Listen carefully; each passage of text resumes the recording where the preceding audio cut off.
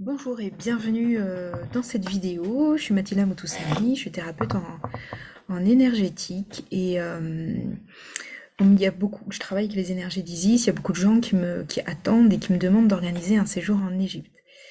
Sauf que après avoir étudié le terrain, il y a quelque chose qui se pose de très clair, c'est que je ne veux pas emmener des gens en Égypte et particulièrement des femmes, parce que si j'organise quelque chose en Égypte, ça va être principalement des femmes, à la fois parce que par rapport à ce qui se passe et ce qui se vit en Égypte, à la fois pour les touristes et à la fois pour les femmes égyptiennes, pour moi, il y a beaucoup trop de risques. Et je considère que quand j'organise un séjour, je suis garante de la sécurité. Et le risque zéro, plus qu'ailleurs, n'existe pas en Égypte. Il y a une impunité par rapport aux personnes qui ont déjà porté plainte. Et je vais détailler et je vais vous mettre tout un tas de liens pour que vous puissiez vérifier par vous-même. Je sais qu'il y a d'autres thérapeutes qui considèrent qu'on vit ce qu'on doit vivre et tout est juste blablabla. Et vraiment, je me sens complètement en porte-à-faux par rapport à ce discours-là. Je trouve que quand tu encadres, c'est une irresponsabilité totale de dire ça. C'est-à-dire que chacun va vivre ce qui est juste pour lui. C'est de l'irresponsabilité. Donc moi, si j'emmène des gens en Égypte et s'il arrive quoi que ce soit à quelqu'un du groupe, je vais jamais m'en remettre. Je ne pourrai jamais me regarder dans la glace après ça.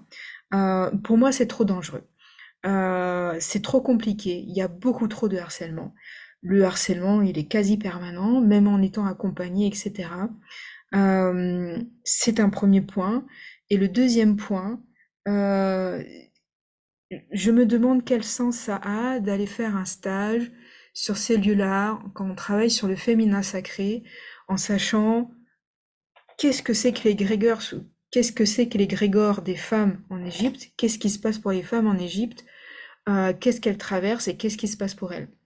Donc il y a eu une vague MeToo en 2020, il y a des lois qui ont avancé, le dernier rapport du gouvernement égyptien à l'ONU, il présentait tout un tas de mises en place et de choses très intéressantes qui ont été mises en place. Néanmoins, il y a un double discours qui est très clairement là.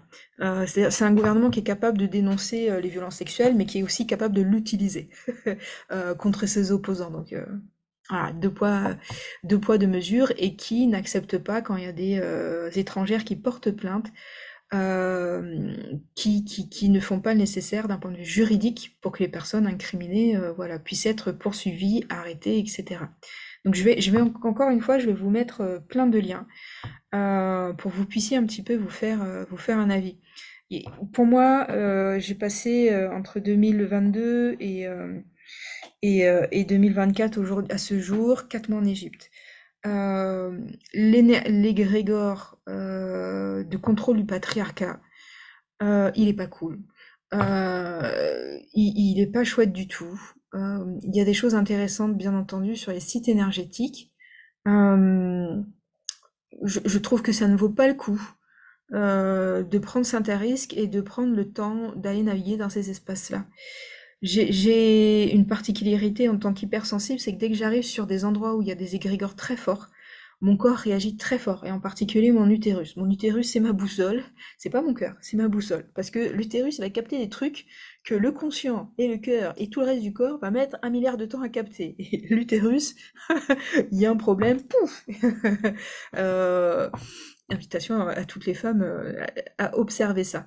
Et, je réagis sur les terres qui ont connu l'esclavage, je réagis très fort parce que ce qu'ont vécu les femmes sur les anciennes terres d'esclavage, c'est extrêmement violent. Terre patriarcale, bien sûr, avec des variances et des nuances en Inde, mon corps réagit très fort à chaque fois. J'ai mes problématiques personnelles, mes vies antérieures, etc. Mais voilà, je sais faire la distinction. Et ce qui se passe à l'heure actuelle, il y a du positif, hein, il y a des choses qui avancent, il y a des choses qui sont mises en place, il y a des féministes, il y a des mouvements féministes, mais il y a vraiment un recul et une impunité, un recul des droits des femmes, une augmentation des violences faites aux femmes, des féminicides, etc., malgré tout ce qui a été mis en place. Il y a un recul par rapport à tout ce qui avait pu mettre en place ces dernières années en Égypte par rapport aux droits des femmes. Donc voilà, à la fois, je ne me sens pas en capacité de pouvoir assurer la sécurité d'un groupe parce qu'il y a vraiment des opportunistes et que s'il arrive quelque chose, je vais jamais m'en remettre. C'est vraiment une responsabilité que je ne peux pas prendre. Parce que vraiment, il y a trop de choses qui ne peuvent ne pas être contrôlées.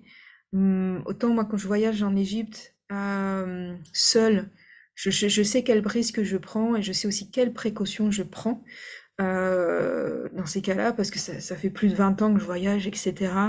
Euh, mais je ne prendrai pas ce risque pour d'autres personnes, clairement non. Plus, voilà, en ayant creusé la question de cet égrégore qui est là, qui n'est vraiment pas favorable aux femmes. Moi, j'ai vraiment la sensation de femmes qui sont mineures, en fait. Comme juridiquement, ça a été le cas il n'y a pas si longtemps que ça en Europe aussi. Je suis pas en train de dire que en tant que Française, on vit dans un pays merveilleux, on a un gang de violeurs au gouvernement, chez les députés, chez les sénateurs.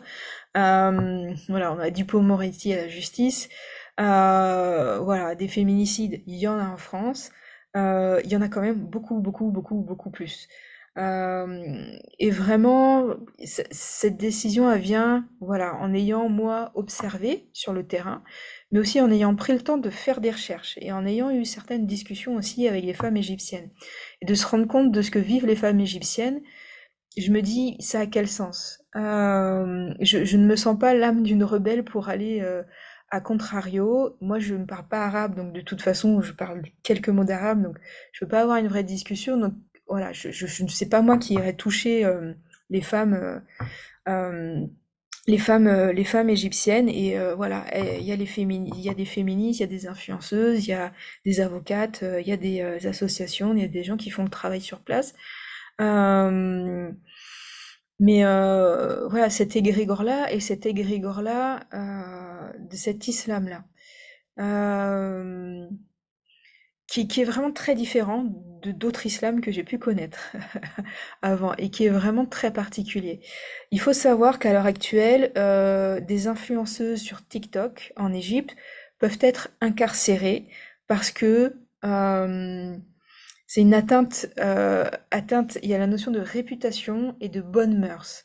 C'est des termes employés par le gouvernement, mais qui sont très fourre-tout. On peut mettre un petit peu de tout et n'importe quoi à l'intérieur. Euh, donc c'est très embêtant. Avant d'aller en Égypte, j'avais rencontré aussi des danseuses, souvent des bonnes connexions avec les danseuses orientales qui m'avaient expliqué que le nouveau gouvernement a complètement codifié, codifié la danse orientale, qu'elle a été modifiée. Et que la danse orientale, elle peut être dansée à l'extérieur de l'Égypte, mais que la danse orientale qu'on retrouve ici, elle a été modifiée parce que il y a tout un tas de choses qui sont surveillées. C'est pareil au niveau de la musique. Il y a des gens qui ont été poursuivis, il y a des courants musicaux en particulier qui ont été liés à la révolution, au mouvement de révolution en 2011 et en 2014, qui sont férocement combattus par le régime. Ce qui fait que ce qui sort et ce qui est autorisé est vérifié à la virgule près. Il y a un organisme qui est en charge de vérifier tout ce qui est culture, culturel, etc. Tout ça est vérifié, etc. C'est-à-dire que on est sur une dictature qui... J'ai déjà vécu sous une autre dictature, ça me paraît très très féroce.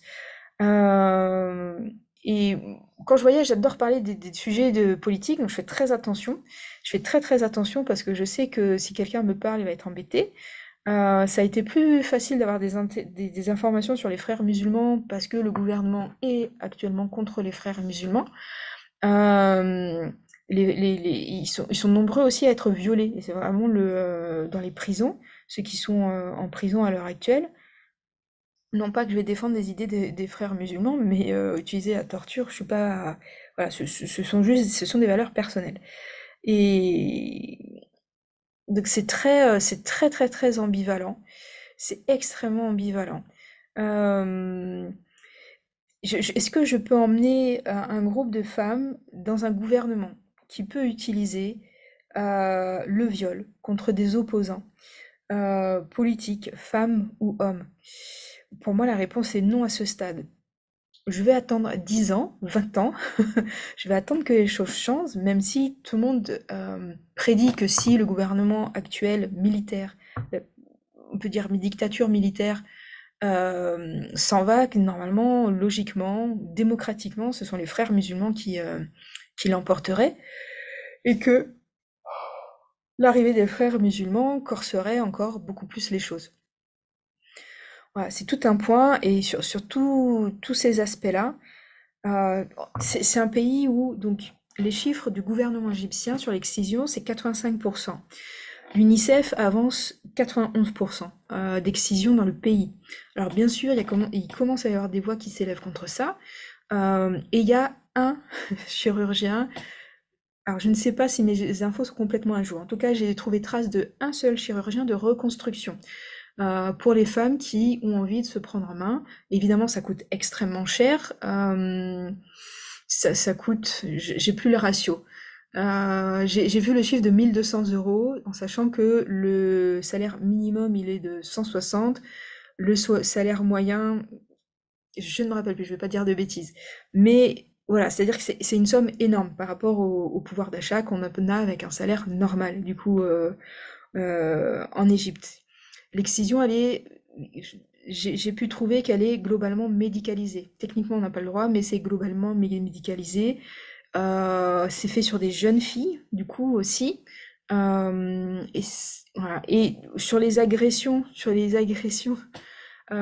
du harcèlement, c'est 4, je sais pas, je sais pas comment ils ont fait le calcul, mais c'est 99,3% de femmes égyptiennes qui ont vécu du harcèlement. C'est-à-dire que c'est complètement et totalement légitimé. Et les cas de viol collectif ou d'agression sexuelle collective, parfois, qui ont été filmés, souvent, il y a un discours qui a été renversé contre la femme, c'est-à-dire qu'elle n'avait pas qu'à s'habiller comme ça, etc. Il faut savoir que c'est aussi un pays, quand on dénonce un viol, c'est très problématique. Souvent, il y a une pression de la famille pour pas le dire, et parce qu'on peut être très généralement, globalement, majoritairement, être banni de sa famille.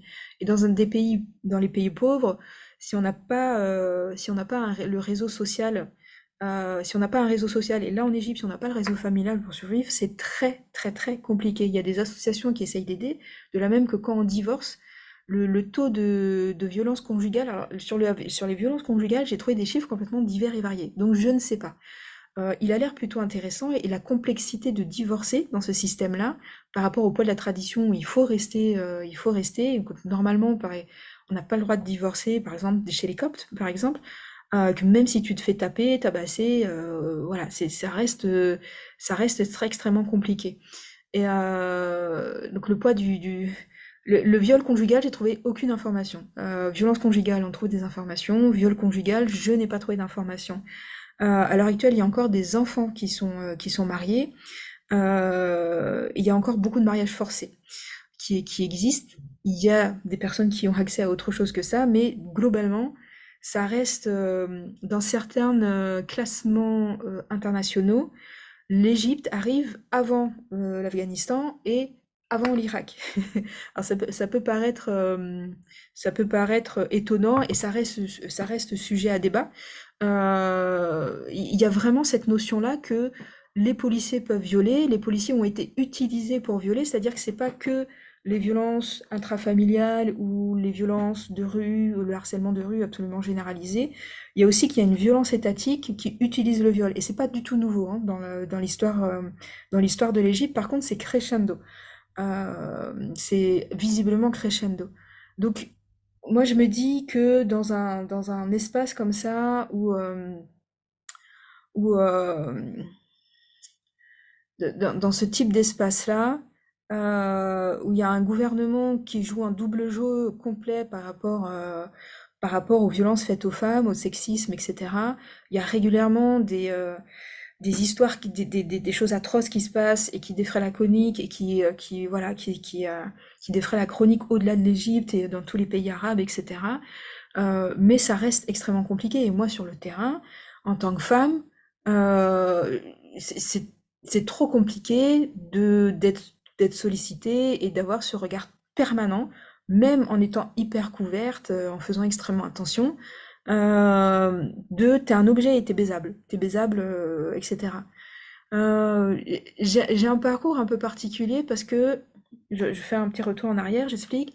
Déjà, moi, je trouve qu'en Europe, déjà, on est trop objectifié en tant que femme. Et moi, pour moi, ça a été assez marquant parce que à 15 ans, j'ai quitté la Polynésie française où les rapports sont différents. Je ne dis pas qu'ils sont parfaits, mais on n'est pas sur le même type de patriarcat. On peut pas dire que c'est un matriarcat en Polynésie française, mais on n'est pas sur du patriarcat comme il y a en Occident. Les comportements masculins des hommes de Polynésie française, à mon sens, ils sont différents. Et en fait, moi, quand je suis arrivée à 15 ans, le regard des mecs, de manière générale, ceux de ma génération, ceux au-dessus de moi, etc., ceux beaucoup plus âgés, je me suis sentie très objectifiée en arrivant en France. Donc déjà, c'était waouh, enfin voilà, dans cette conscience-là. Et en fait, quand t'arrives, donc je suis pas en train de dire que c'est pareil en France, hein, quand t'arrives en Égypte, c'est tout le monde, quoi. Et des gamins qui ont l'âge de mon âge qui cherchent à se placer, en fait, tu vois. Et qui cherchent à se placer avec quelque chose de beaucoup plus violent. La sollicitation, je l'ai connue ailleurs. Il y a des sollicitations qui ne sont pas dérangeantes. Mais là, il y a vraiment énergétiquement, et il y a du forçage, hein. Il y a du forçage énergétiquement à fond qui est là. Donc voilà, pour toutes ces raisons, ce sera pas avant des tas et des tas d'années que je vous emmène en Égypte. Ça a pris le temps de se descendre vraiment. Je prends pas cette décision-là sur un coup de tête. J'ai pris le temps d'observer, d'avoir des discussions, et je vais pas donner de détails sur ces discussions-là parce que ces sujets-là, comme j'ai expliqué à travers ce que je viens d'expliquer, en fait, d'une certaine manière, c'est politique. Et tout ce qui est sujet politique en Égypte est problème, enfin voilà, peut causer tout un tas de problèmes, y compris à moi, s'il tombe sur ma vidéo à l'extérieur et qui m'autorise pas le visa. Et je pense que je vais pas réessayer d'aller en Égypte après avoir posé ça sur Internet. Je vais faire très attention. Parce qu'il y a vraiment une impossibilité en Égypte de parler de ce qui va pas. Tout le monde est là, non, tout va très bien. Tout va très bien. À la limite, ils peuvent dire que le gouvernement fait pas du bon boulot au niveau économique, parce que du coup, il y a une crise, une crise économique extrême, et bien sûr adossée à une crise sociale, etc. hein. Et s'il y avait du travail pour tout le monde, voilà, ça serait top. Il y a quelque chose qui, moi, me choque énormément, c'est le travail des enfants. Il y a énormément d'enfants qui vont pas à l'école. Alors ça, je suis habituée parce que j'ai vécu dans d'autres pays où bah, voilà, il y a plein de gens qui n'ont pas accès à l'école. Mais le travail des enfants, je l'avais pas vu aussi généralisé. Je l'ai vu en Inde un petit peu, mais il y a des tas d'enfants, parfois extrêmement jeunes, qui bossent et qui sont admirables parce qu'ils sont débrouillards. Il y en a qui parlent déjà anglais, hein, ils sont très très jeunes, etc. Parce que voilà, ils sont dans cette situation-là, il faut qu'ils ramènent de l'argent. Euh, voilà. Donc il y a trop de choses avec lesquelles je me sens pas en alignement. Euh, Quand on est en groupe de touristes encadrés, etc., c'est pareil. Il y a une jeune fille de 14 ans qui s'est fait violer sur un bateau alors qu'elle dormait à l'extérieur sur le pont. Elle a porté plainte. À ce jour, rien n'a été fait. Ça veut dire que sur le bateau, en fait, il y a combien d'autres personnes qui se sont fait violer et qu'on peut parler, en fait. Et moi, des sollicitations qui pour moi sont super pas cool et qui sont réellement de l'ordre du harcèlement ou de l'agression sexuelle, on m'en a rapporté plein. C'est pas des gens qui ont porté plainte, c'est pas des gens qui en ont parlé. J'ai eu pas mal de retours là-dessus, sur des voyages classiques, sur des voyages initiatiques. Plus ce côté-là où il y a plein de gens qui sont pas capables de mettre le terme de viol ou d'abus sexuels sur ces actes-là. Ouais, je passe beaucoup de temps, moi, dans mon travail, à amener les gens à comprendre, ok, oui, ça, c'est un viol. C'est pas, je considère que c'est pas à moi de le dire, mais que même quand on est en France, avec tous les droits qu'on a en tant que femme, il y a des fois, on se rend pas compte de la situation.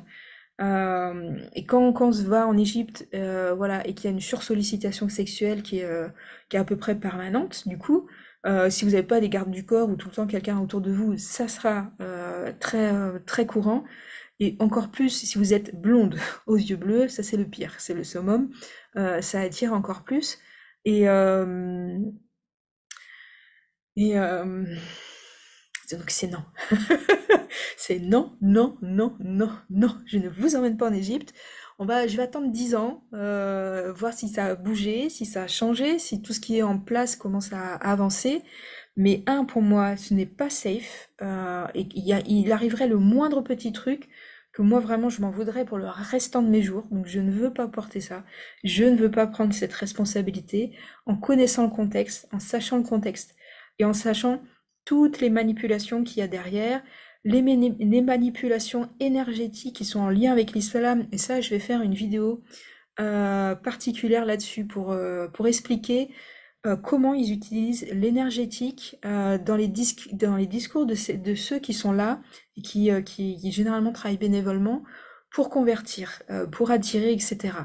Il y a vraiment de la manipulation énergétique à fond là-dedans, quoi. Je ferai une vidéo spécifique là-dessus. Et tout ce côté-là où vraiment le nombre de personnes, moi j'ai vu des nénettes hein, qui sortaient avec des Égyptiens, etc., et qui se rendaient pas compte que la situation, elle n'était pas bonne et qu'on était dans l'abus en fait. Et c'est la question de comment enfin, d'avoir conscience de l'abus dans ces cas-là, d'avoir conscience de la manipulation. Euh, voilà, donc non. Donc je sais qu'il y a des gens qui vont être déçus, je sais. Euh, mais vraiment, moi, quand je fais quelque chose, j'essaye d'être le plus responsable possible. Je ne suis pas Dieu, je sais que je ne peux pas contrôler tout, mais je sais qu'il y a certaines données, en tout cas, que je suis en matière de contrôler. Et le terrain égyptien, c'est non. C'est non, même avec des super encadrants, même avec des super guides, etc. Une femme sort toute seule, il peut leur arriver quelque chose. Donc c'est non.